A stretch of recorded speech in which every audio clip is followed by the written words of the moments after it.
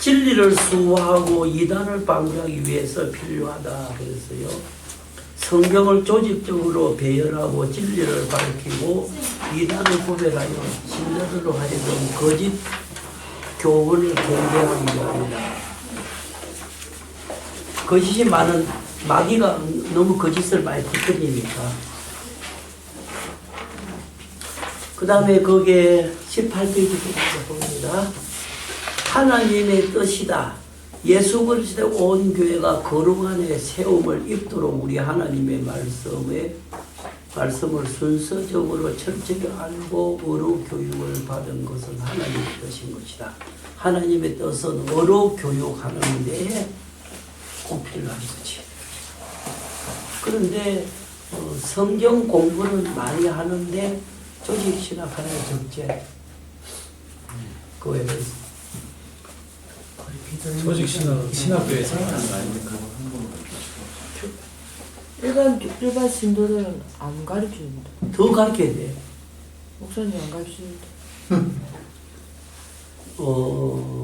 지금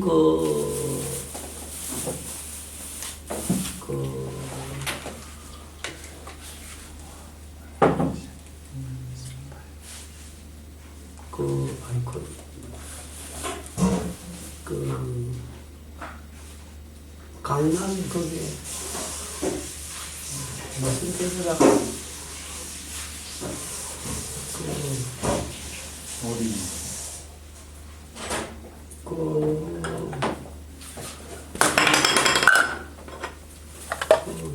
고속버스 터미널 그쪽에 무슨 큰 게 있잖아. 남서울교회. 남서울교회. 남서울교회 그 전에 홍정균 목사 예전에 있던 남서울교회. 거기에 김머스 목사가 가서 그리 갔거든. 근데 그 사람이 이제 서울대학 나와가지고 합신하고 독일 가서 7년 유학을 하고 와서 합신해서 조직신학 교수하다가 안양신학대학 그 학장했다고. 그 하다가 그 교회 갔다 이가. 그거는 수요일날 조직신학 강연을 해. 200명밖에 안 모이던 교회가 800명 모인다. 더 와. 그 근처에 소문이 나가지고 교인들이 걸어가서 그 조직신학 배운다.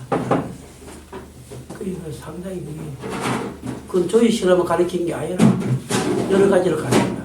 다 가르치는데 김 자기 아버지가 목사거든. 우리 교회에서도 신논인제를 이렇게 만들어가지고 주일 오후에 내가 흑반 쓰면서 교인 다 나눠주고 그렇게 이제 하는데 또 교파 같은 거, 교파 유래를 하는 이런 책이 있어. 210페이지 같은 거. 그런 것들을 청년들에게 가르쳤다. 그렇게 무슨 교파랑 뭐 하든지 다 한다. 그런 것이 필요해요. 그거를 가르치고 목사가 안 돼서 그렇지. 그 문제. 그걸 많이 가르쳐야 돼. 그리고 또 교회사도 가르쳐야 돼. 교회사도 교회에서 가르쳐야 돼. 그걸 가르치면 돼. 그런데 성경 공부한다 하는 그런 것만 하고 말잖아. 안 돼. 그래서 수요일 날이나 금요일 날이나 한 시간을 떼가지고 성경 말고 이런 교파 유래 뭐 이런 거 교회사 조직신학 이런 거를 가르쳐야 돼요. 가르치면은 교인들이 그걸 배워야 돼. 그런 수준까지 한국 교회는 왔다고. 겨우 이제 성경 공부하는 거 그거까지 하면 그거까지 안 돼. 그거까지 가요.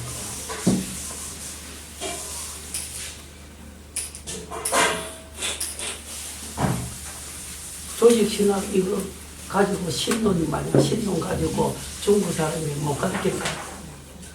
네? 못 가르치겠어요? 네? 이거 하나 가지고 네? 아주 종말 못하면 종말로 그 하나만 딱 띄가지고 중국 사람이 못 가르칠까? 공부 더 해야죠. 그거 가지고. 아니 글쎄 그건 이제 한번 들었으니까 그걸 자꾸 몇 번 읽어보면 되거든. 그 나름대로 기쁘고 너무 기쁜 하지 말고 내가 알 수 있는 것만 해서 중국 사람을 상대로 그걸 가르치는 거야 자꾸. 그럼 내가 한 번 가르쳐 보면 되고 또 한 번 가르치면 자꾸 이렇게 된다고. 그렇게 되니까 내가 이해가 안 되는 거는 그걸 놔둬야 돼. 그걸 가르치지 말고 그거는 물어보면 돼. 다음에 물어보고 이렇게 하고. 그래서 그거를 하나 만들어서 가르쳐 보면 오히려 더 성경 공부하는 것보다는 훨씬 더 많이 먹을 거로 교실교나 가르칠 때 더 훨씬 더 많이 먹을 거로 한번 시도해보소. 나중에서 그거 해봐야 돼. 성경 거 가르치지 말고 이거 한번 해보소. 시도해보소. 들으면 된다고. 말 된다고. 그거 된다고. 그거를 그 중에서 중요한 거 핵심되는 것만 뽑아가지고 이렇게 가르치는 거예요. 전체 다 가르치면 힘드니까. 그래서 한 달 아니면 2달 이렇게 3개월 이렇게 해가지고 이거 다 이렇게 가르쳐보면 틀림없이 된다. 그거 된다. 그러면 오히려 더 엄청나게 효과가 있을 건데. 네? 지도자 가르치는 거. 지도자께 가르치면 돼. 지도자께 가르치면 돼. 가르치면 자, 갑시다. 조직신학의 사역, 그것부터 18페이지부터 합니다.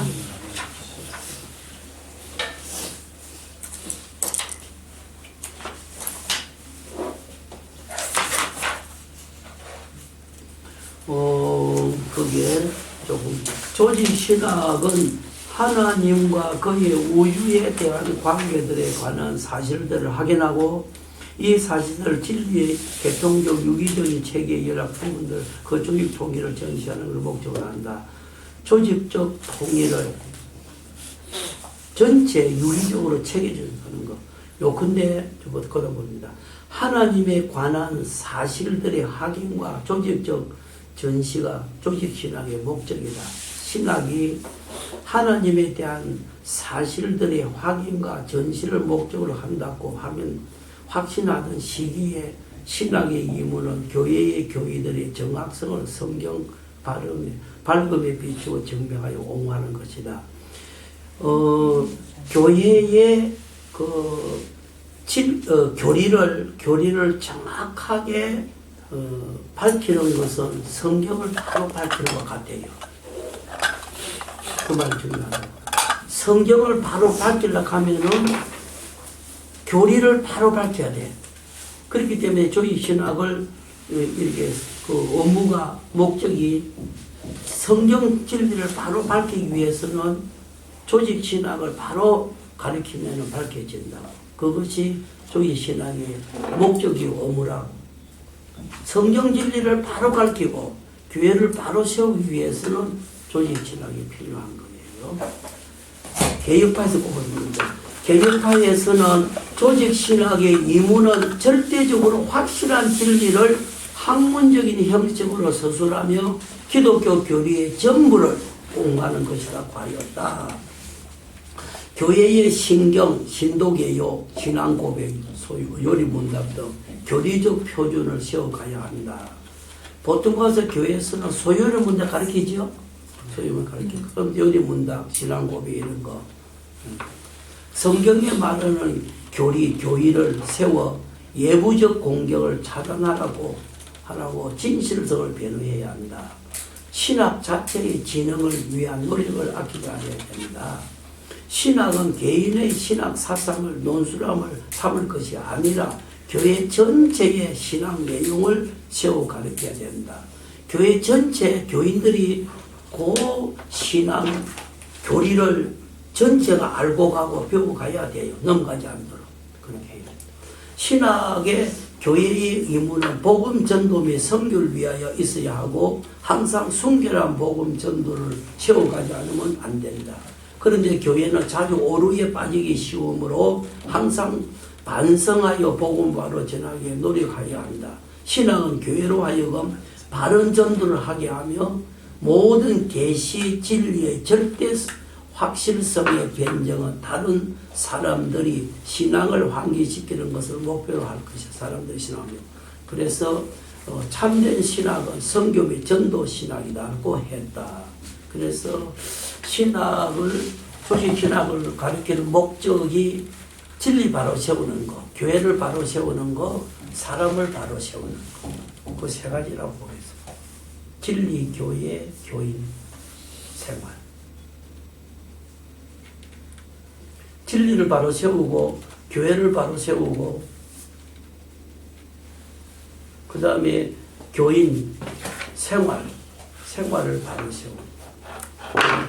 아무래도 뼈대가 있어야, 집이 기둥이 있어야 집을 튼튼하게 세울 수 있는 것처럼 조직신학은 교회의 뼈대요 기둥과 같아요. 사람 몸의 뼈와 같고 집의 기둥과 같고 색깔과 같기 때문에 진리 지식을 바로 세우는 거예요.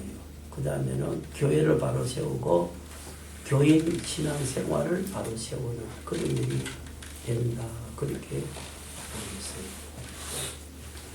그 다음에 조직신학의 원천, 조직신학의 내용 공급하는 지식의 원천이 무언가 이 문제에 해답은 교리사상이 몇 가지가 그러나 정확한 다 하나뿐이다. 성경의 독특한 주의, 조직신학, 교리의 유일한 원천은 성경이다.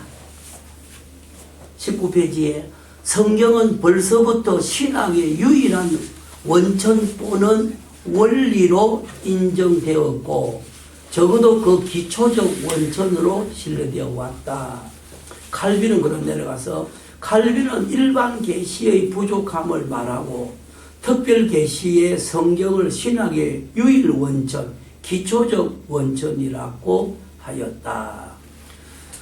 워필드 학자는 자연에서 하나님 계시, 섭리, 그리스도의 경험을 참되고 확신한 원천들로 인정하였으나 만일 그 논거들이 보다 더 확실하고 보다 더 충실한 성경 계시와여 확정 가세 보충되지 않는다면 우리는 빈약하고 의심스러운 신학에 유폐될 뿐이다. 성경은 신학의 원천일 뿐 아니라 다른 데에 비교할 수 없는 의미로도 그렇다 할 것이다. 내려가가지고 밑에 그들은 그겁니다. 그들의 소견에 약간의 하느님 지식이 일반 계시로 터득할 수 있으나 오직 그 계시가 성경의 광명에 비추어 읽혀지는 때에만 참된 하나님의 지식을 소개할 것이다. 뿐만 아니라 신학자는 성경의 특별 계시 이외에 예수 그리스도 안에서의 하나님의 구속 사역에 관한 지식을 아무것도 얻지 못한다. 예수님의 구속 역사, 또 예수 그리스도의 역사, 성경 특별 계시 외에는 어떤 것도 얻지 못해요. 그렇기 때문에 성경 기초 위에 신학 체계가 세워져야 된다. 그 다음에 성경 전부가 원천이다. 내려가서 그 중간에 신학자는 그 중간에 가서 성경의 사용함에 있어서 자연 계시와 영감, 일반적 또는 특별서론, 성경 역사, 특별히 계시 역사에 관한 연구 결과들을 참고하게 됩니다. 그러나 만일 근대에 발전된 파괴적 성경 비평을 승인하여 성경의 어떤 요소들만 채택한다면 그는 신학의 원천으로 하나님 계시의 각종 전행적인 제안을 가하게 될 것이다. 그러나 개혁파 신학자들은 성경의 전부를 신학의 원천으로 받아들였다. 성경의 모든 것을 다 그 가르침에 무호하여 신뢰할 만하다. 그 무호성과 신성은 도덕적 종교적 진리들에 국한된 것이 아니라 과학, 역사, 지리 모든 사회 진술에 바탕을 두게 된다. 성경이 바르면 과학도 역사도 지리도 모든 게 발라져. 성경이 비뚤어지면 다른 거 다 비뚤어져요. 그렇기 때문에 그 말이라. 그래서 과학이나 역사나 지리나 모든 사실들의 그 진술이 성경의 바탕이 돼야 돼. 그래야 그 진짜가 되는 거야. 그 외에는 성경 떠나서 그러면 우리가 예를 들을 때 뭐 중국의 어느 고고학이 뭐 수천 년 전이다. 그런데 알고 보면은 수천 년 조작을 했다. 일본의 역사는 조작을 많이 했잖아요. 그래서 막 희문이 계속 났다고. 근데 그 지역에는 수천 년 전이다 그렇게 했는데 건립됐다는 그림도 자꾸 나타났다고. 그렇기 때문에 만약에 수천 년, 수만 년 전에 일어났다. 그러면 성경적으로 볼 때 그건 안 맞다고 보고 있어. 그렇기 때문에 곤란하다. 그래서 성경 전부가 원천이 될 때 과학이라든가 역사라든가 지리라든가 모든 사람들을 바로 세울 수 있어요. 그렇지 않으면 바로 세우지 않아요. 다른 원천은 없다. 그 넘어가요.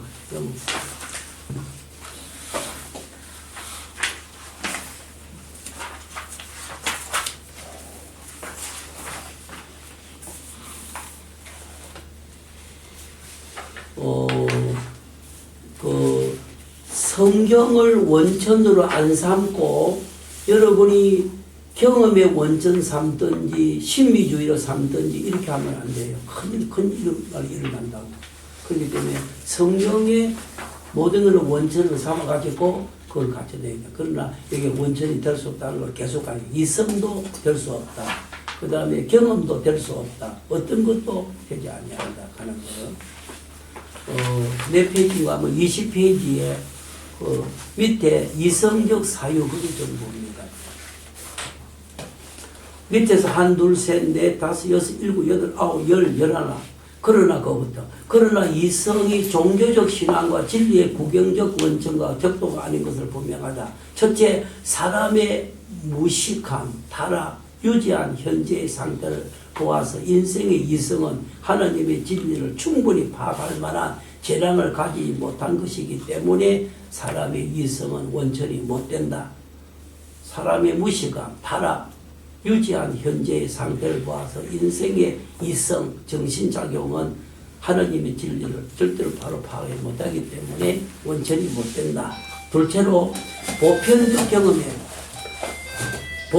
경험에 의하면 하나님의 숨은 공력 없이 이성이 앞에 말한 재량을 나타내지 없고 그것이 가도의 진리적 시기에 사람들의 회의와 혼란에 빠질 수밖에 됩니다.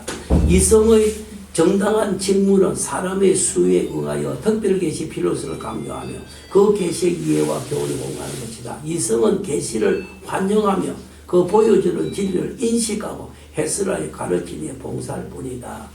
성경 지식이 올 때 사람의 이성이 그 성경지를 잘 받아들이면 이성이 바로 써요.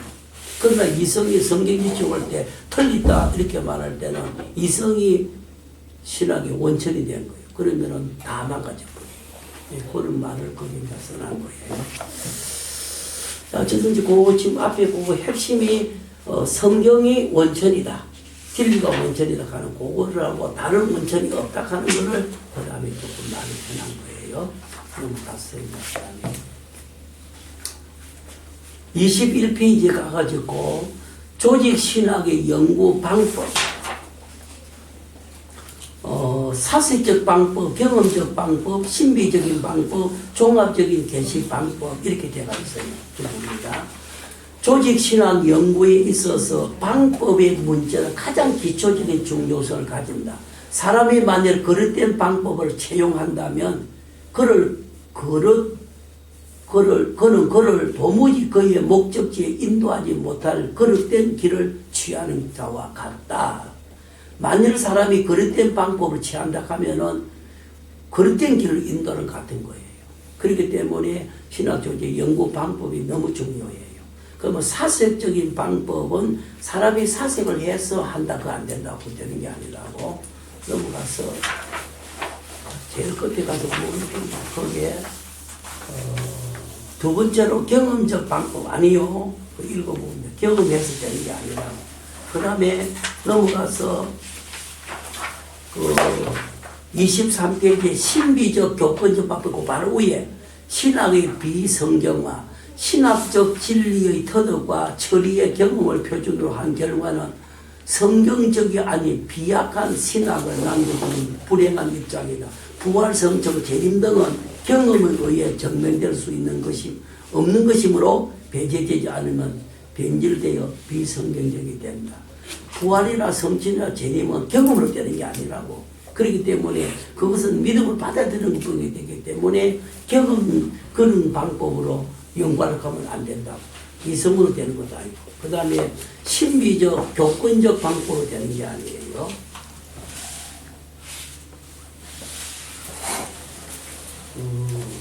제일 밑에 거기에 성경의 기초가 없다. 성경은 성령이 매 사람마다 진리 계시자로 삼다는 약속을 포함하지 않는 교황과 감독들에게 무한 치료를 약속한 일이 없다. 로마 교회에서. 그래서 신비적이고 교권적 그런가 하는데 교권적으로 맞다 아니라고. 가톨릭 교회가 세계적인 교회니까 교권적으로 오래 믿었으니까 베드로 뭐또그 열쇠를 받았으니까 하면서 교권적으로 성경을 해석하려고 하는데 안 맞아요. 그거는 24페이지에 봅니다. 하나님의 진리에 관한 무한 교권의 특권은 구약의 성회들과 신약의 사도들에게 국한되었다. 그 중요한 말이요. 그게 진리에 관한 무한 교훈의 특권은 구약의 선지자나 신약의 사도들에게 주었지 그 위에는 가톨릭 신부들에게나 교황에게 준 것이 아니라. 그래서 구약 선지자들이 쓴 성경하고 신약의 사도들이 쓴 성경만이 진리의 무하라고 하라고. 그렇기 때문에 교권이나 신비적인 것보다 안 되는 것이 아니다 하는 거. 그 다음에 종합적인 게시 방법 그것만 잘 터득하면 될 수 있기 때문에 넘어간 거예요.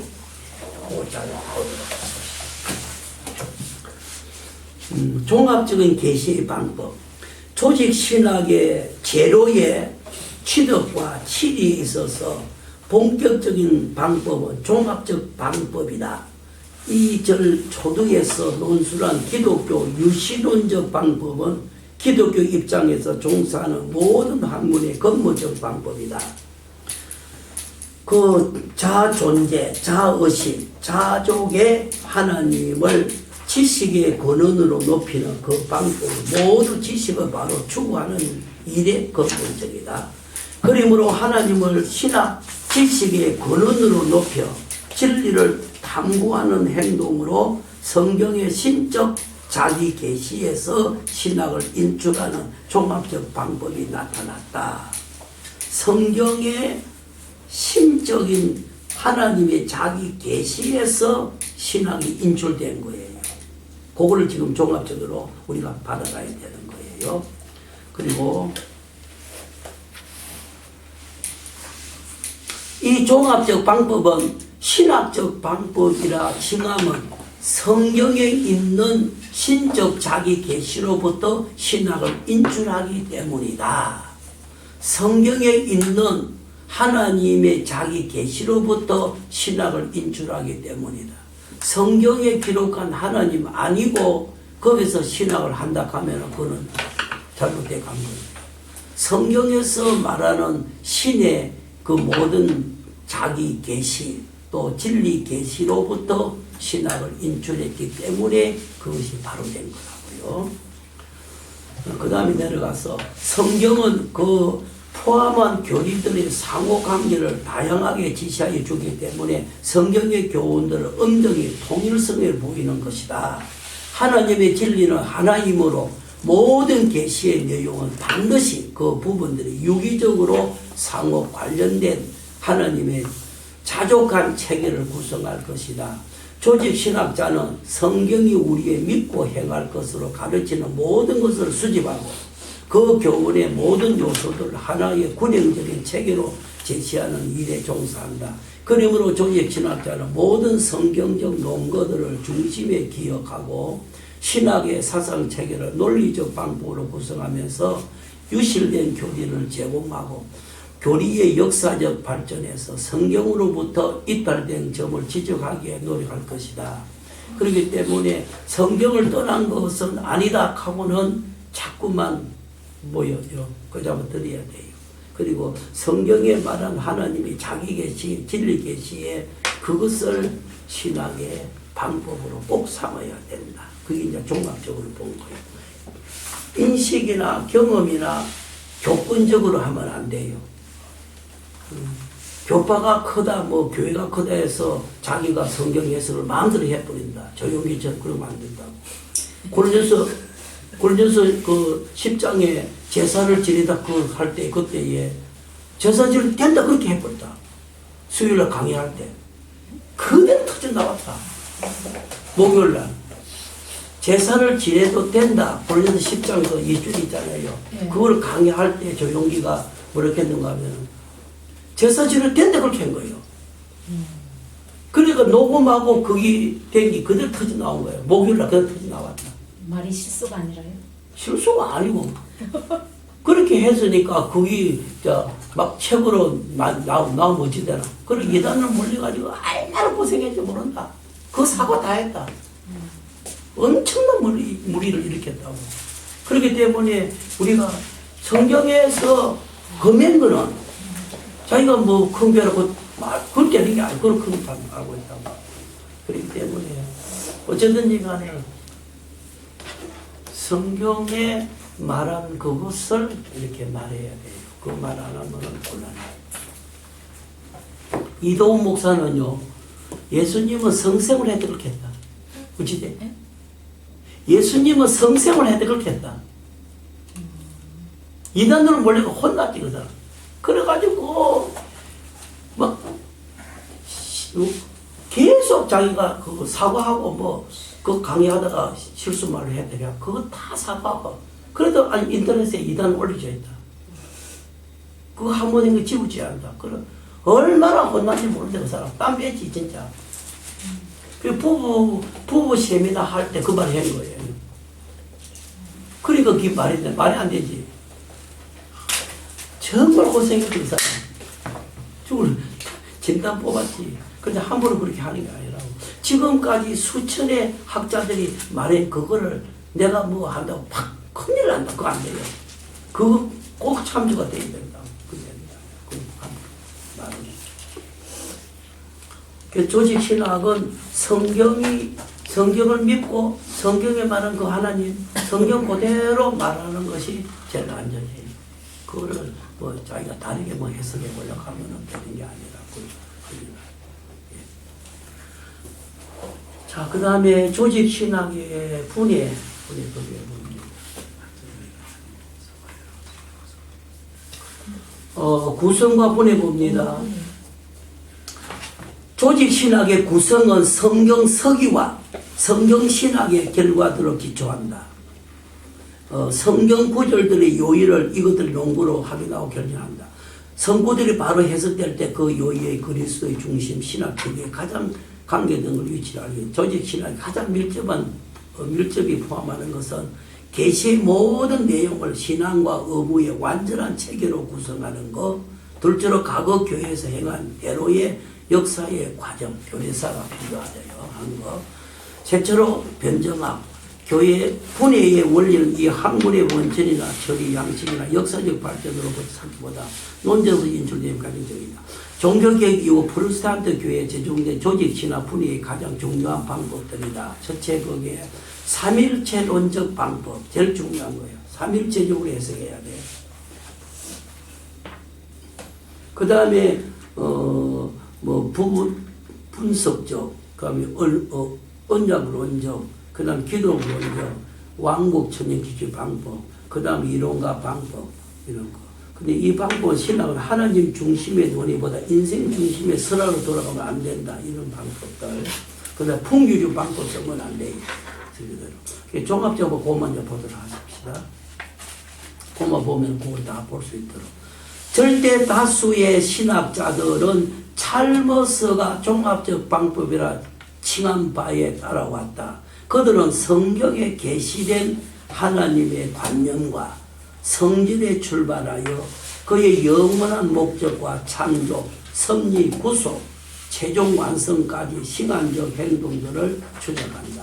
이 방법은 조직적 방법이라고도 칭해지며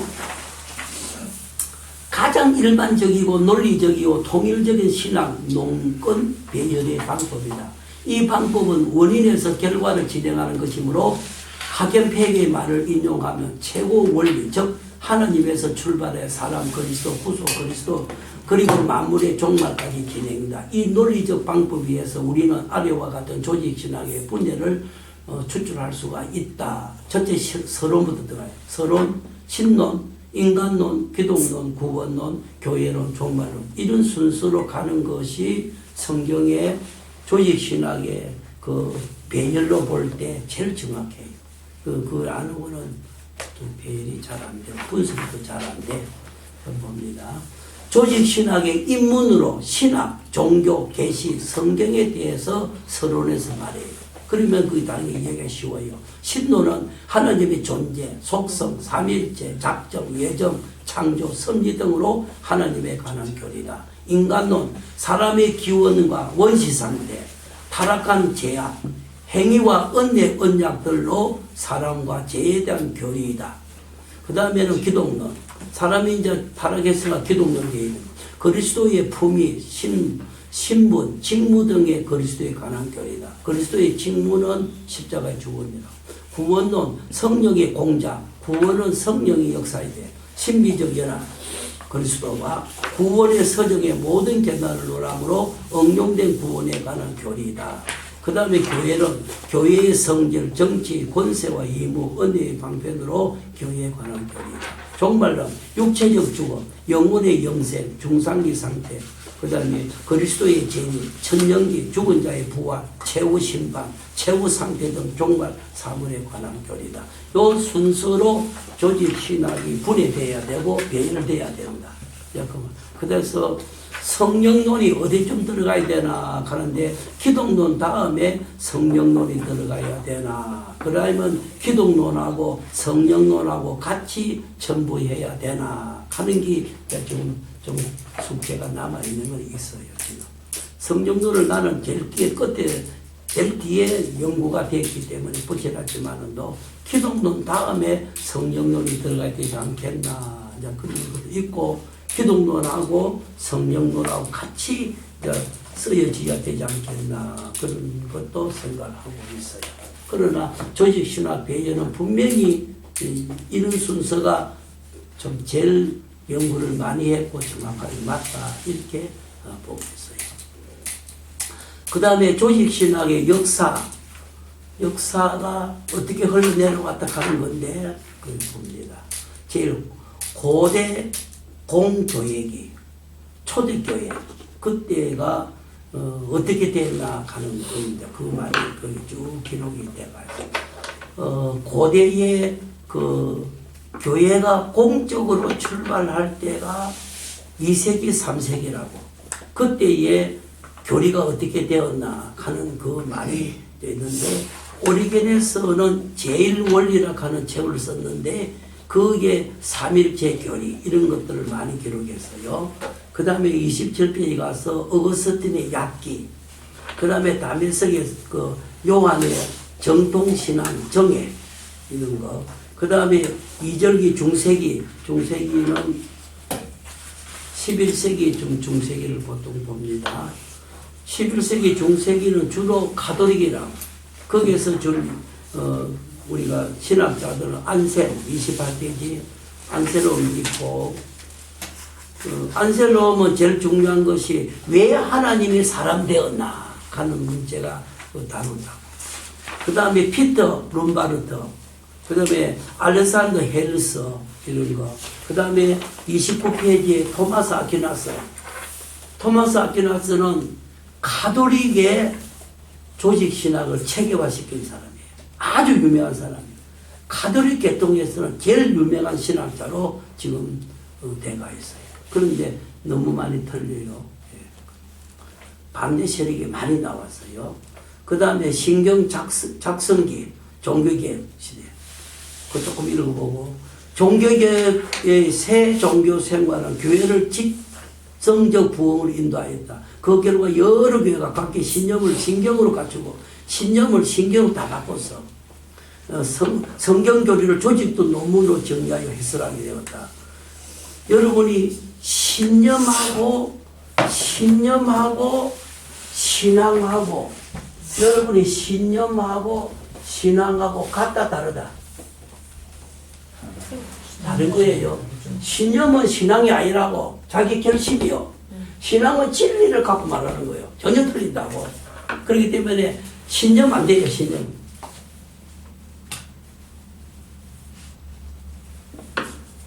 어떤 전도사가 월요일날 산기도 갔다. 그런데 산에 갔는데 갈 때에 개울이 있는데, 상당히 큰 개울이 있는데 이쪽에 나무 저쪽에 나무를 해가지고 그 나무를 이렇게 살 건너가게 해놨다. 그 나무 다리를 이렇게 건너갔다. 그런데 토요일 날 내려오는데 목요일 날 비가 많이 왔다. 이거 다리가 떨어가 버렸다. 그 물이 붕 내려오는데 그래서 이제 이 전사가 토요일 날 내려오는데 물이 막 그대로 막 나온다. 물이 막 넘쳐가는 거예요. 가기는 가야 되겠지. 그래서 하나님 믿습니다 하고 물을 건너갔다. 떠내려가 안 떠내려가. 그 신앙이고 신념이요. 신념이라고 신념. 신앙이 아니에요. 그건 신념이라고. 큰일 나니까 여러분 우리 중에서도 내가 지금 기도하는 가운데 신앙이 아니고 신념으로 나가는 사람이 있다. 하나님 더 생각하고 아니야. 신앙은 성경이 맞아야 돼. 성경이 있는 게 신앙이라고. 신념은 자기가 기도하고 막연하게 사실은 그런 갖고 하는 게 많다. 장사하는 것도 신념을 하는 사람 많다. 그게 실패한다. 신념과 신앙은 전혀 다른 거다. 신념은 신앙이 아니라고. 큰일 나요, 여러분. 이렇게 안 되고. 그런 면도를 여기서 잡고 가야 되죠. 자, 그 다음에 거기에, 조금 거기에, 루터파의 그 종교계획의 루터파 신학이 있는데, 루터파 신학은 어디다가 많이 나누는가 하면은 30페이지에 중간에 개혁파 신학 위에 거기서 있어요. 루터파 신학은 종교계획의 실질적 원리인 이신칭이 믿음으로 붙는다 지중에서나 성경에 금하지 않는 로마교 풍속을 계속했어요. 그런데 칼빈은 여쭤보세요. 칭의에 대해서 이 루터파는 주로 주장이 칭의, 예수를 믿음으로 어려워진다 하는 칭의를 주장을 많이 계속해 나갔어. 그런데 칼빈은 그와 반대로 그것과 다르게 하나님의 절대 주권을 주장했어. 여기 카톨릭하고 다르다고, 루터교하고 다르다고. 하나님의 절대 주권을 주장하는 게 훨씬 더 깊고 넓고 정확하다. 칭이라 하는 거 어렵다. 이신칭. 예수 믿으면 어려워진다 하는 그걸 주장해요. 그런데 이걸 주장을 계속 해가는 거예요. 그러면서도 로마의 가톨릭의 풍속을 그대로 하고 있다. 루터는. 근데 칼빈은 그게 아니다. 완전히 그걸 부사적이고 하나님의 절대 주권을 믿는 거예요. 그래서 성경에서 제일 중요한 단어와 교리의 단어가 절대 주권이다. 하는 절대 주권이다. 그보다 더 성경을 정확하게 표현한 말이 없다고. 그러면 여러분들이 참새 한 마리도 하나님 떨어뜨리지 않지. 그 다음에 죽이고 살리고 하는 모든 하나님 절대 주권이지. 전부 다. 절대 주권이라 한 이 말 단어가 성경에 제일 표현을 잘했다. 그보다 더 잘하는 말이 없다. 지금까지. 별별 다른 말해도. 그러면은 지 마음대로 죽나 하나님이 허락해야 되나? 다 허락해야 돼. 하나님 절대 주권이다. 그러면 이 지구가 어떻게 된다 하는 거 하나님 절대 주권이 있지? 전부 하나님 절대 주권이다. 가장 중요한 말이 칼빈이 한 말이라고. 그래서 루터하고 이 칼빈하고 다른 점이 바로 그거예요. 루터는 어렵게, 예수 믿으면 어렵게 됐다 그거예요. 예수 믿으면 구원한다 그거예요. 그거는 주로 기본적인 말을 했어. 그건 다 맞아. 성경에 맞아. 그렇지만도 그것보다 더 넓고 강하게 더 정확하게 말하는 것은 하나님의 절대 주권이에요.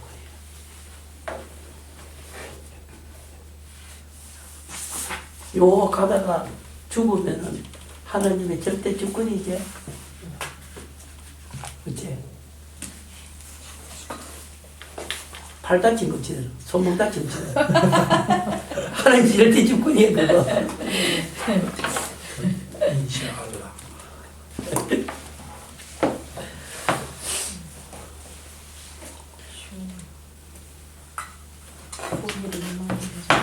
하나님의 절대 주권은요, 하나님의 절대 주권은 제일 핵심이 예수 믿으면 구원받고 예수 믿으면 지옥 간다 그거예요. 그게 하나님의 절대 주권이에요.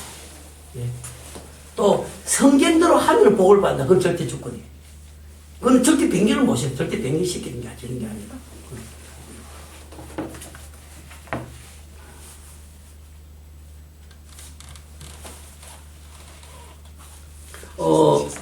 두 번째 거기에 개혁파 신학 봅니다. 개혁파 신학에서는요, 개혁파 신학 요거는 우리가 꼭 좀 알아야 돼요. 우리는 개혁주의고 보수주의라고. 개혁주의요 보수주의 우리들은 꼭 알아야 될 것이 그 개혁파 신학에 대해서 우리 꼭 알아야 돼요. 그걸 모르면 안 돼요. 또 내가 이런 자리에 안 간다 그래도 개혁파 신학이 뭐다 하는 걸 알아야 돼요. 근데 그 칼빈이 종교개혁하기 전에 종교개혁을 한 사람이 있어. 이거 봅니다. 개혁파는 스위스에서 종교개혁으로 인하여 기원한 새로운 신학의 개혁적인 국면을 지지하는 전문 수로로 사용된다.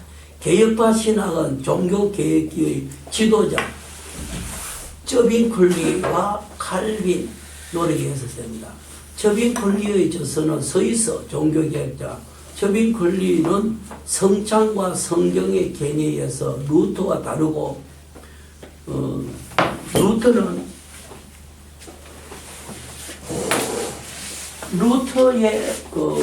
루터가 실수한 게 큰 게 하나 있어요.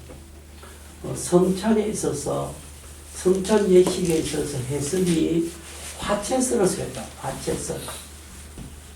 예수님의 피와 살을 먹으면은 그것이 예수님의 뼈와 살이 된다. 화채설을 주장했어. 근데 칼빈은 기념설. 성경에 기념을 이렇게 했잖아. 그래서 여기 다르다. 그래서 이게 루터의 가장 실수가 이거였어. 넘어가서 다시금 여기에 중요한 말을 합니다. 그거를 꼭 잘 들어야 있어야 될 말이라고. 한 번 더, 개혁파의 핵심되는 사람이 처빙클리라 하는 사람하고 칼빈이라 하는 사람이라고. 그러면 처빙클리라 하는 사람은 스위스의 종교개혁자 처빙클리인데 성찬과 성경의 개념에서 루터가 다르고 루터보다 더 교의적인 신학자였다. 그의 일부 저서들은 개혁파 신학이 신조로 간주될 수가 있다. 특히 그의 참종교와 거짓종교에 대한 논평, 그가 개혁파 신학의 최초의 조직적 해설이라고 말할 중요한 문서였다. 쭈빙클리의 지금 기념교회가 있는데 스위스에 있는데 제가 갔다 왔어요. 그래서 그 하룻밤 자고 그 안에 들어가 보고 있다 했는데 거기에 지금 예배 드리고 있어요. 그 동상이 있고 그 교회 동상이 지금 그 동상이 있어요. 칼빈이 하기 전 말을 많이 했다고 이 사람. 쩌빙클리는 루터와 같이 이신칭의 교리를 모든 것 이상으로 강조하지 않고 하나님의 절대적 주권과 사람의 전적 의존에 치중하였다. 그는 예정의 교리에 대해서 칼빈보다 더 강경하나 덜 신중한 은사로 말하였다. 그리고 성찬의 교리에 있어서 칼빈의 영적 개념에 접근하였으나 도달하지는 못하였다. 그래서 칼빈이나 쭈빙클리는 기념설을 주장했다. 그래서 기념설이 성경에 맞다고 예수님 기념하라 그렇게 했기 때문에 화채설이 아니라고.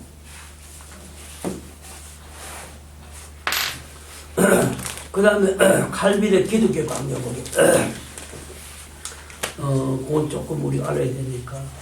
우리가 지금 신교 카톨릭에서 프로테스탄트 프로테스탄트 하는 말이 항의자란 말이에요. 카톨릭의 교리를 항의하고 나온 자를 신교라 그렇게 말해요. 신교. 카톨릭 말로를 다 신교라 그래요. 그 신교 중에서 그 당시에 프로테스탄트 천주교에서 반기를 들고 거기서 대해 나온 사람이 루터, 그걸 지금 루터파라고, 루터파를 세워놨다고.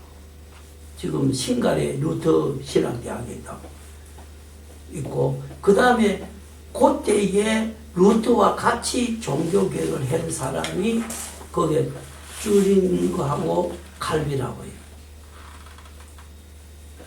멜랑톤이라는 사람. 그래 했는데 그 사람들이 신교를 만들었는데 신교 중에서 루터교, 그 다음에 장로교, 거기 신교의 주력을 이루고 있다. 지금 거의 주력을 이루고 있어요. 그 다음에 후에, 아주 후에, 그때에 웨슬레가 감리교를 만들었다. 그건 아주 후에다. 영국에 가면 감리교 웨슬레 그 긴정관이 있어요. 내가 가봤는데 긴정관 가보면 거기는 교인은 한 사람도 없다. 영국에는 감리교라는 게 없어. 그게 미국을 건너가서 미국에서 안 잡고 돌아온 거예요. 그래서 영국은 성공회다. 다른 교는 저 세울 수 없기 때문이다. 영국은 성공회가 국교라고. 그런데 그 위에 그 스코틀랜드지, 스코틀랜드. 그건 또 장로교가 국교다. 희한하다. 그래가지고 신교 가톨릭하고 막 싸운다. 총 들고 막 그들 싸운다. 그 영토에서.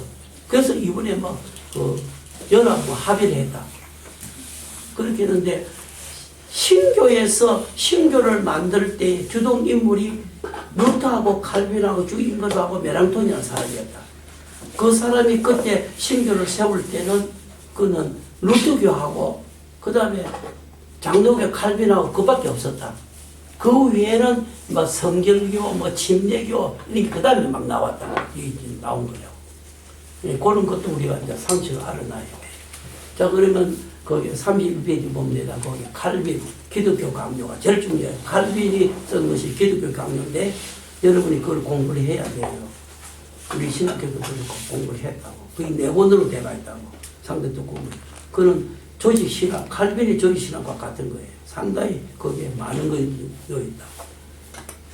봅니다. 주빈 클리가 죽은 후에 요한 칼빈은 그의 신학 원리들을 조직적 형식으로 변하여 개혁파 신학의 체계를 대성하였다. 칼빈은 주빈교의 물줄기를 맞아들이기 위해서 문란을 팠는데 마치 멜랑톤이 루터의 물 흐름을 위하여 행한 것과 같았다.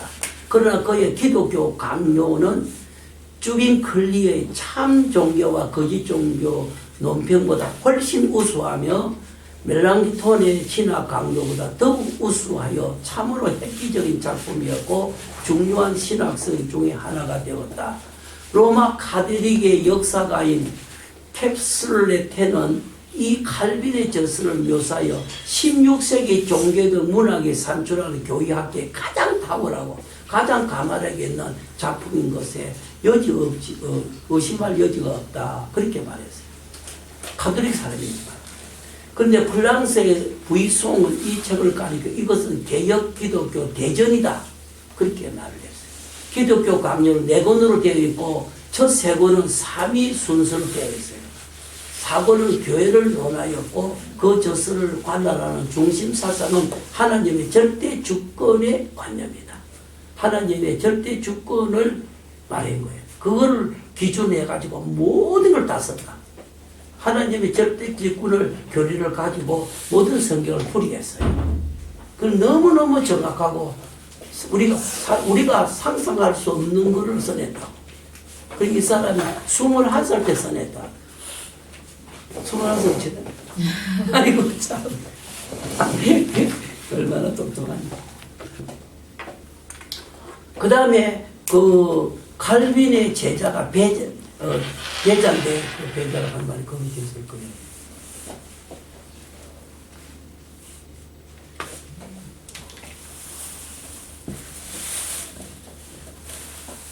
그게 전택설의 발전 그거 봅니다. 세 번째. 제네바에서 칼빈의 후계자 데오돌 베자는 칼빈보다 더 번세 신학자였고 예정의 교리를 타락전 선택설까지 추진하면서 보다 더 적극적이었다. 베자 후에 웨스트민스터 의회 회장 윌리엄 트위스터는 예정교리를 발표하였는데 논리적인 해설과 극단의 선택설적 형식으로 한 최초기 사람의 하나였다. 자, 그러면 거기에 결말을 전통 선택설. 자, 그거 아주 중요한 문 아닌데, 한번 보도록 하겠습니다.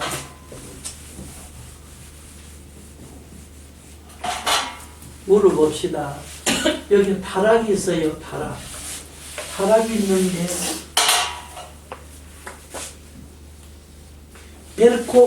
벨콥 주석이 벨콥 도시신학 있잖아. 그 다음 어저께 벨콥 이야기 했잖아. 그거 조심해야 돼. 그게 아주 타락 전 선택이냐, 예? 타락 후 선택이냐, 이게 이제 중요한 거예요. 성경은 타락 전이요, 타락 후요, 어느 걸 말해놨습니다. 성경은. 예? 예?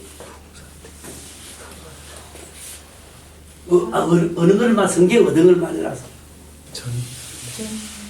타락 후에 선택을 가면은 하느님 바보지? 그치?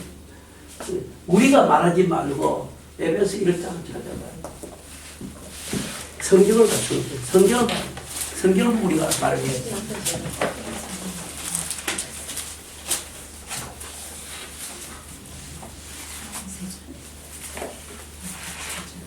1장 3장 같이 읽어보자. 아는 거지 다 아는 거지. 시작. 찬송하리로다. 하나님과 우리 주 예수 그리스도 아버지께서 그리스도 안에서 하늘에 속한 모든 신령한 우리에게 복지되 창세전에 그리스도 안에서 우리를 택하사 우리로 사랑 안에서 그 안에 거룩과 흠이 없게 하시려고 그 기쁘신 뜻에 우리를 예정하여 예수 그리스도를 말며 자기 아들들 되게 했다. 근데 알지? 예? 타락 후요 타락 전이요. 타락 전이라고, 타락 전이라고. 예?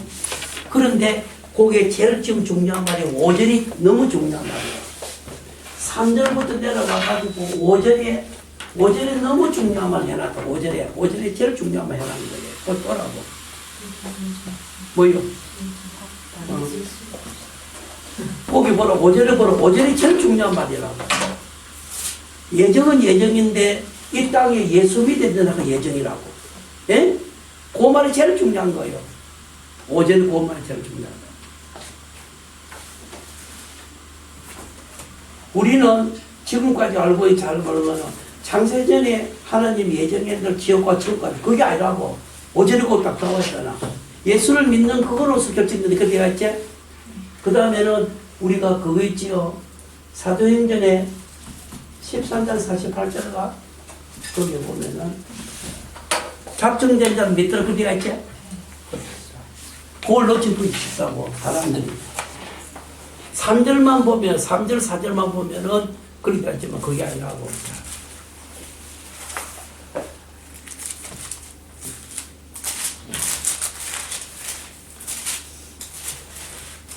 맞아. 13년 48절 맞아요? 틀려요? 맞아요.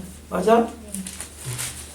맞네. 이방인들이 듣고 기뻐하여 하나님의 말씀을 찬송하고 영생을 주기로 작정한 자는 다 믿더라. 영생을 주기로 작정한 자는 다 믿더라.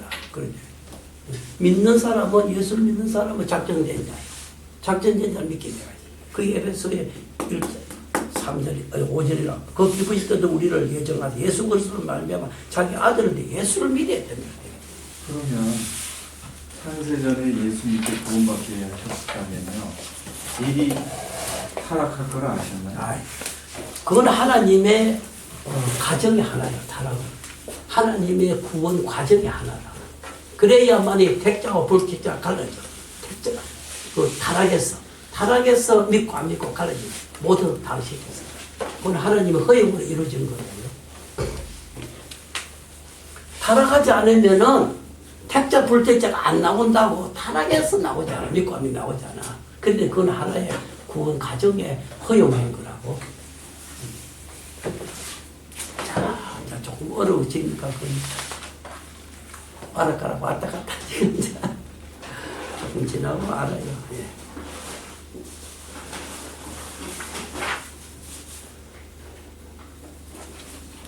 자, 그 다음에 거기에 지금 그 밑에 그를 말을 썼으니 밑에 타락전 선택설까지 추진했다 하는 말. 상당히 배절하는 사람은 더 중요한 말 해놓은 거예요.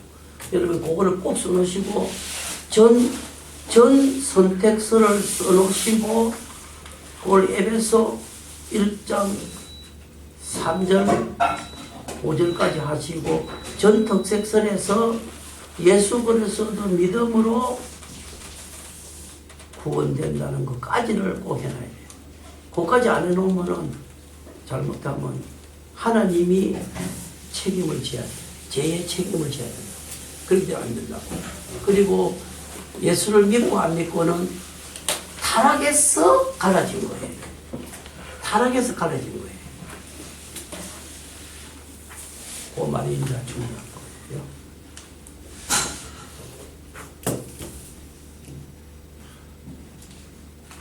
자, 넘어가서 32페이지 겁니다. 그 다른 사상의 신학파가 있어서 다른 사상, 정통이 아닌 다른 파의 신학 사상이 있어서요.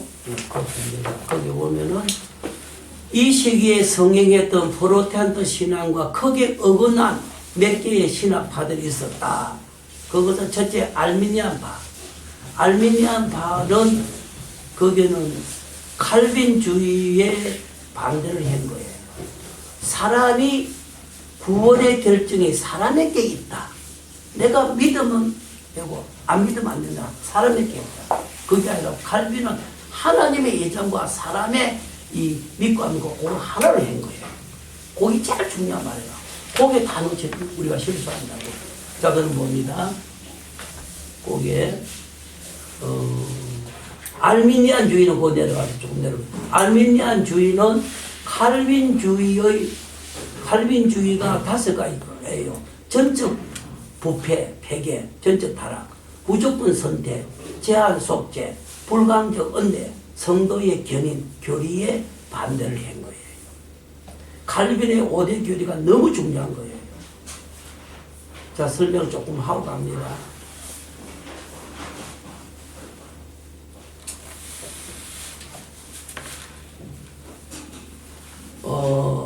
전적 타락, 전적 부패. 사람은 완전 타락이지요? 부분 타락이 완전 타락. 부분 타락 것도 뭐 예수 믿으러 말고 뭐 하다가 있을 때지. 사람은 모두 죄인이지요?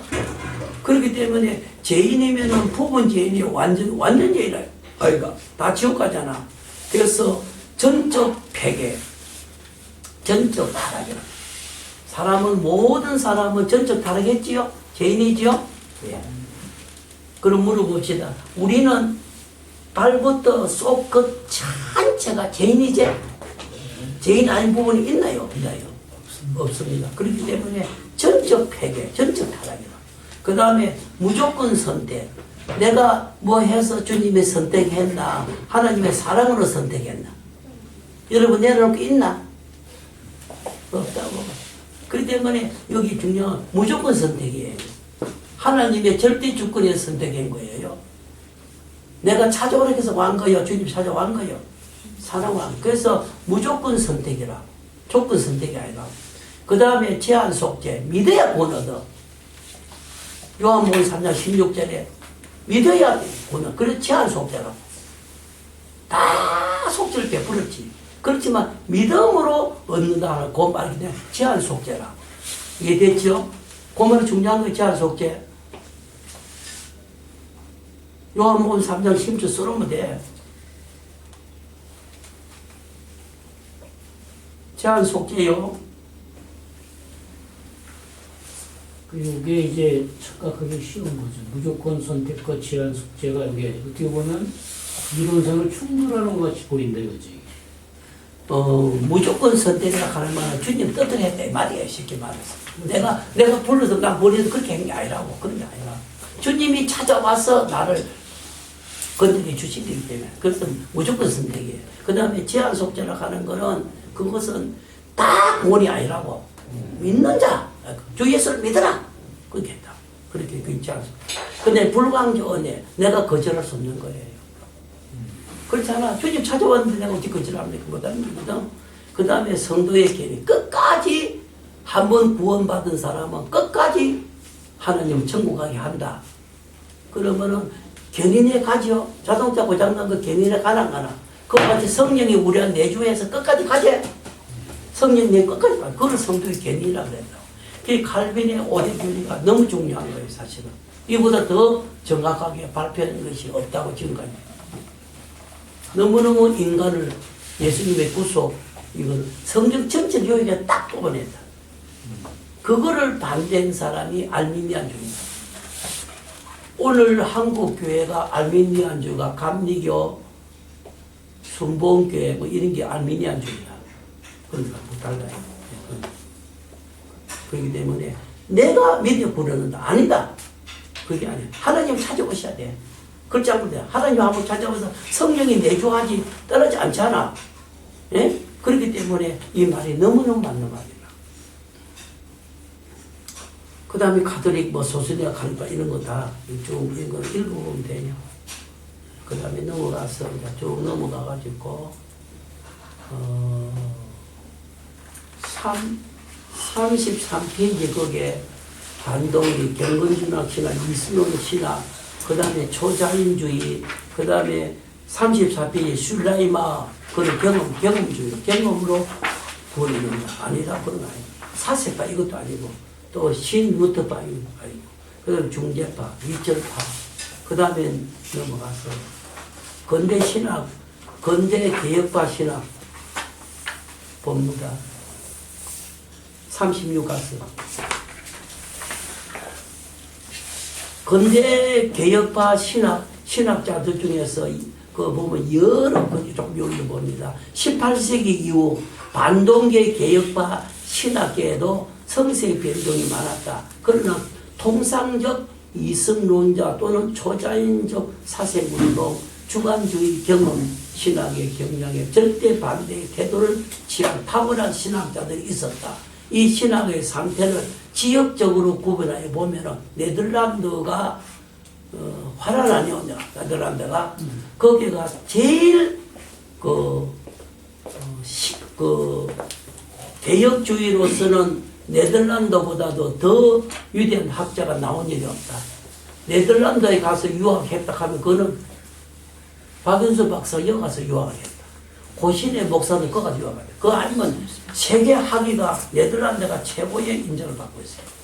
거기는 주로 프로테스탄트 그 사상이 그대로 살아있는 곳이 지금 네덜란드예요. 그래서 네덜란드가 아주 중요한 곳이라. 그 다음에 스위스는 자유주의가 많아요. 그 다음에 잉글랜드, 스코틀랜드 자유주의가 많아요. 쭉 내려가가지고. 그 다음에 38페이지 미국에 지금 자유주의가 많아요. 미국에서 일어난 것이 감리교 이런 게 일어났다고. 그렇기 때문에 미국은 자유주의가 많습니다. 그 다음에 넘어가서 39에 넘어가서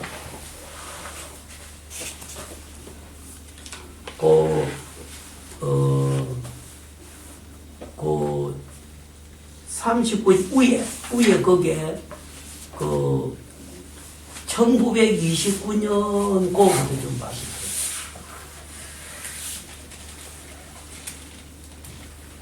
그 위에부터 다 읽어봐야 되는데 너무 중요한 말이 많이 있는데 그 세 번째부터 읽어봅시다.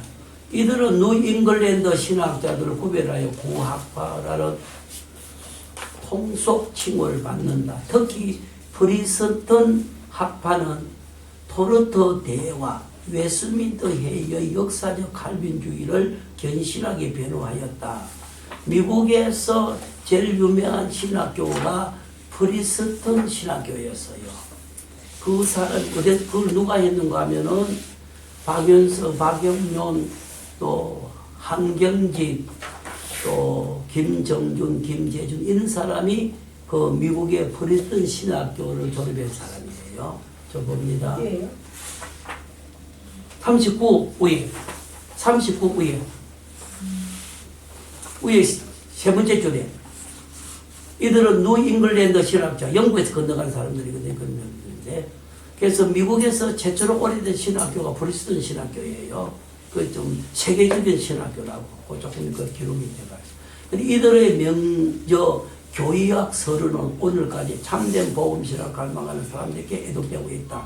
1929년 이후로 제일 중요해요.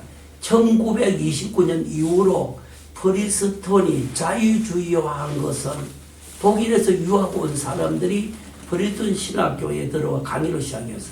그래서 자유주의화된 것은 미국에서 진정한 칼빈주의 후퇴를 의미한다 할 것이다. 그러나 같은 연대에 프리스턴으로부터 분가한 자유주의로 흘러가서 보수주의를 지키려고 하는 것이 나온 것이 웨스트민스터 신학교예요. 그 신학교도 구프리스턴 신학을 개성하여 보수학에 전력하여 기타 칼빈주의 기초 위에 전진하는 보수주의 신학자들 및 신학교들 및 신학자들이 미국뿐만 아니라 유럽과 세계 다른 지역까지 적지 않게 퍼져 있음을 주목할 만하다. 그래서 지금은 자유주의 신학은 프리스턴 신학이고 보수 정통 신학은 웨스트민스터 신학교예요. 그래서 웨스트민스터 신학교를 한 사람이 지금은 합동하고 합신하고 고신하고가 학자들이 가르치고 있어요. 프린스 신학교 졸업한 사람이 한경지 지금 강나로 신학교가 프린스 신학교하고 조인 데가 있어. 그래서 자유주의가 들어온 거예요. 상당히 문제고. 그 다음에 프린스 신학교 졸업한 사람이 김정준, 김재준인데 그 사람이 거기다 기장을 세웠고 기장에 교수하다 죽었다. 그겁니다.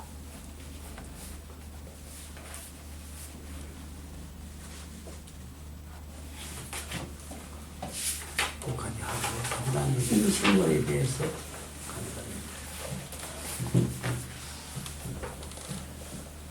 조직성 인식은 거죠.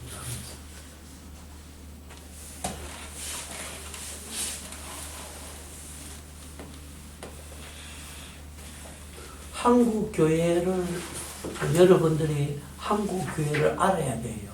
한국 교회가 신학자들 때문에 갈라졌다고. 지금까지 갈라졌는데 제일 먼저 나간 것이 도표를 그려보면은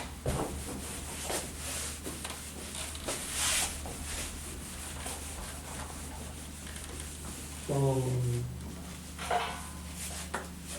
1620년이죠.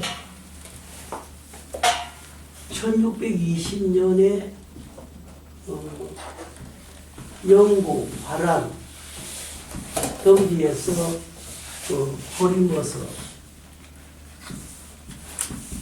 프리머스라 하는 그 사람들이 프리머스라 하는 그 항구가 있어. 영국에 남쪽에 영국이 있으면 남쪽에 항구가 있는데 프리머스라 하는 항구라고 폴리머스 이렇게 써 있습니다. 프리머스라는 항구가 있는데 그 항구에서 101명이 떠나다 이렇게 써 있다고.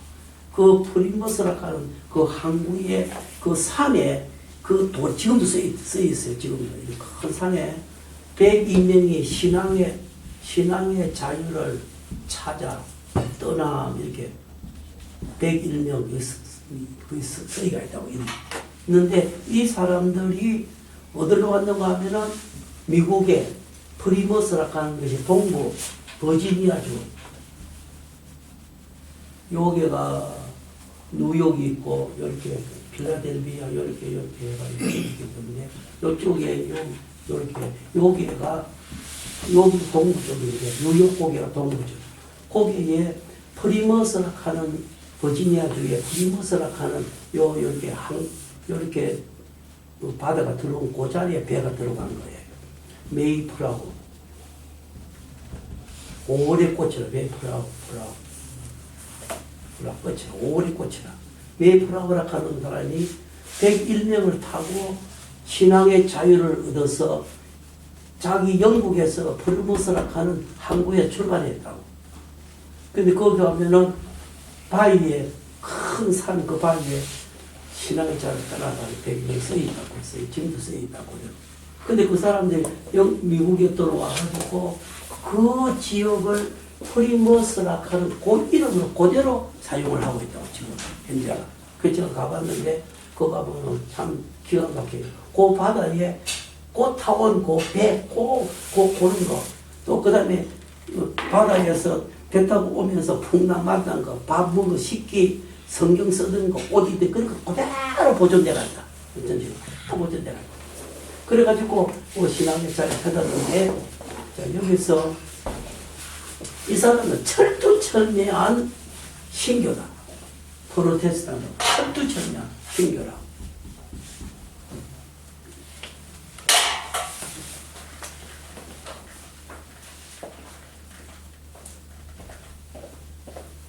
요 프리머스는 요 1962년 들어간 거예요.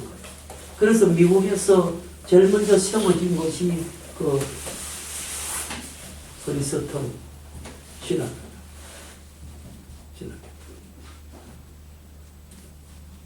여기서 흘러오다가 거기서 공부를 해온 한국의 목사가 누구 하면은 박형용,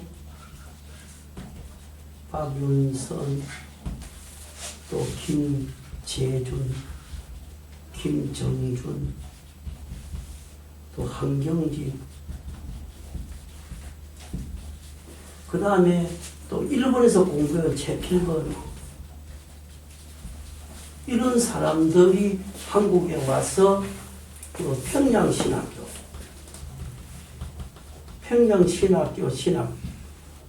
신학교에서 가르쳤다.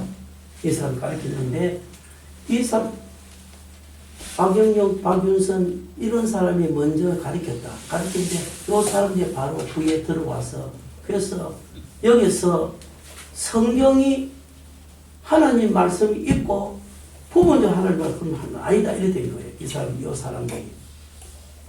그래서 평양신학교가 두 개로 갈라졌다. 갈라졌는데 그대로 유지한 것은 지금 그대로 이 박명 박사, 박윤수 박사가 그대로 와서 한국의 남산신학교, 그것을 남총회신학교로 그렇게 했다. 그거를 그대로 이제 6.25 때 와서 했다. 근데 6.25 전에 평양신학교가 깨졌을 그때에 서울에다가 요 사람들, 김재중, 한경직, 최필건 요 사람들이 서울에다가 신학교인데 조선신학교였어요. 조선신학교. 이 지금 기장이다. 감리교 이런 거는 그 후에 세워졌다. 그건 아주 세워졌다. 그래가지고 이제 남산 총회신학, 이것이 박영영 박사가 이제 학장이 되었다. 박윤성 박사 그다음 학장되고 이렇게 해서 세워진 거, 이렇게 흘러내려왔다. 한국교회. 그래서 지금 두 개로 지금 나눠졌는데, 지금 두 개, 평양신학으로 그대로 받은 것이 남산 총회신학교. 남산에 있다가 지금 사당동으로 옮겨갔다. 그런데 이렇게 지금 한국교회가 이렇게 딱 두 개로 지금 나눠져야 돼. 이렇게. 두 개로. 하나는 여기 기장, 그 다음에 통합은 그럼 어디서 나왔어요? 통합은 이제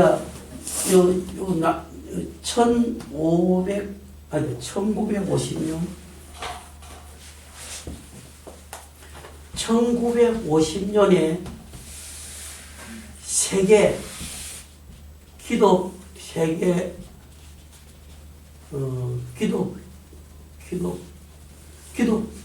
기독연합회, WCC, 세계기독교연합회. 세계기독교연합회가 1950년에 한국에서 받아들이나 안 받아들이나 가입하나 안 받는 게 1950 나왔다. 근데 여기서 두 개로 갈라졌는데 통합측은 받아들였다. 거의 가입했다. 합동측은 여기서 가입을 안 했다. 그때에 갈라졌고 못되죠. 예, 그때에 혼란이 왔는데 내가 그때에 우리 집에 내가 목사 아들이라 우리 집에 막 엄청난 사람들이 오고 막 부산에 굉장했다. 그래가지고는 막 교회가 우리가 아버지가 목회하던 그 교회도 두 개를 갈라졌다. 다 갈라지고. 그래가지고 전 대한민국 전체 교회가 두 개로 딱 다 나눠졌다. 그래서 통합. 그래 이 통합은 주로 영락교회를 기준으로 했다. 합동측은 김창인. 그 무슨 교회야? 중앙교회.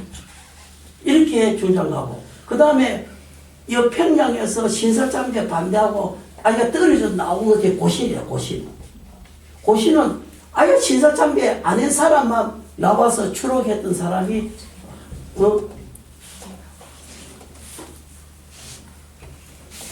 주남선 그 다음에 주남선 그 다음에 주기철 그 다음에 한상동 이런 사람들이 주축을 해가지고 고시를 세웠다. 그래가지고 1950년에 통합하고 합동하고 갈라져가 지금 한국에 이렇게 두 개 큰 게 갈라졌다. 그런데 이번에 또 WCC 이거를 한국에 유치한 거야. 2013년에 부산에다가 이것이 핵심이 김사만 이 사람이 초기장 될 때 결정했다. 그런데 그거를 통합적에서 또 기장하고 감리교 이런 회사는 그 가입된 6개 교파가 있었는데 그 사람들이 WCC 이거를 갖다가 한국에 그 회의를 초청한 거예요. 그 가결했다. 그런데 적시 반발한 것이 뭔가 하면은 합동적 고심척은 적시 성명을 낸 거예요. 절대 안 된다. 이건 말이 안 된다.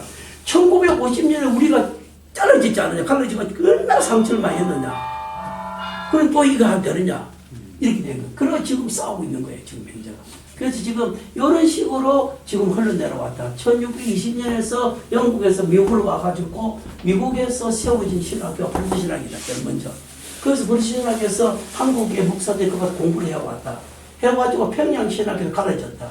그게 갈라졌는데 서울 조선신학 이렇게 갈라졌다. 그 평양이 그대로 이어온 것은 남산 총회신학이다. 그래서 1950년에 통합합동이 그대로 갈라졌다. 그래가지고 고시는 그대로 흘러내려온 거야. 이건 아예 신학참배 안 해고 내려온 고시. 이런 식으로 흘러내려와.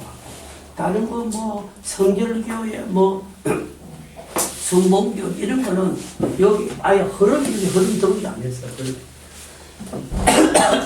쉬십시다. 쉬고 하자.